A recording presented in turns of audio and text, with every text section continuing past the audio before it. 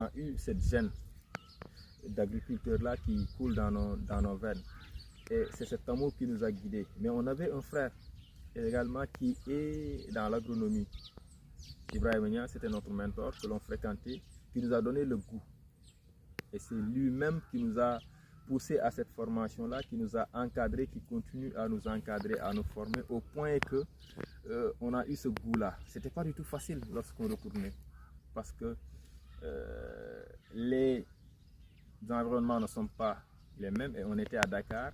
Pour retourner et venir, c'était compliqué, que l'agriculture aussi n'était pas aussi compris, surtout avec un jeune qui a déjà fait ses études. C'était très compliqué.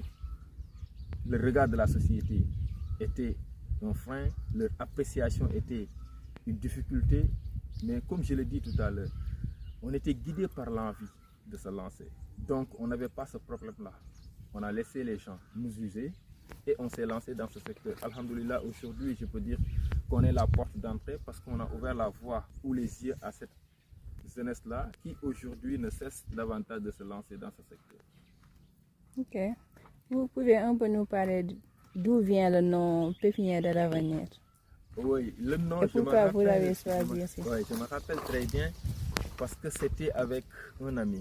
Lorsqu'on a démarré et qu'on s'est dit qu'il était nécessaire au moment de se formaliser,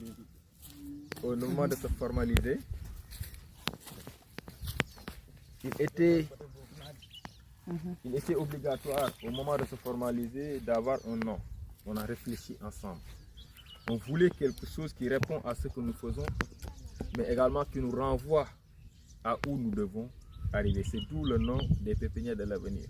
Pépinière qui nous renvoie à quelque chose qui est petit, qui nécessite un entretien, je peux dire, fondamental.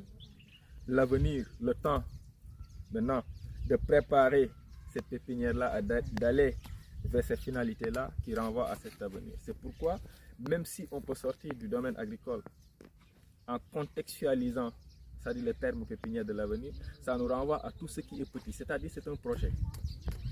Ça peut être un projet, ça peut être une plante, ça peut être une personne que nous devons entretenir pour assurer notre avenir. C'est d'où vient ce nom-là.